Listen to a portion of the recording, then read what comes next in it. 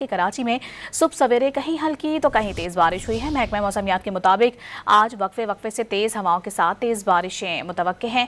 कुछ निजी स्कूल्स ने आज छुट्टी का ऐलान कर दिया है। कराची के इलाके defence, Korangi road, Shara Faisal, Burns road, M A Jinnah road पर हल्की बारिश हुई है।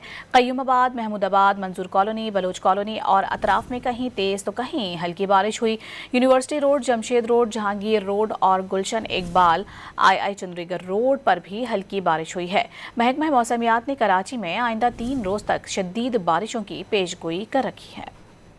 आपको बता रहे हैं कराची में सुबह सवेरे कहीं हल्की तो कहीं तेज बारिश का सिलसिला शुरू हो चुका है। महकमा मौसमियात के मुताबिक आज वक्फे वक्फे से तेज हवाओं के साथ तेज बारिशें मुतवक्के हैं। साथ ही आपको बताएं कि कुछ निजी स्कूल्स की जानिब से आज छुट्टी का ऐलान भी किया गया है।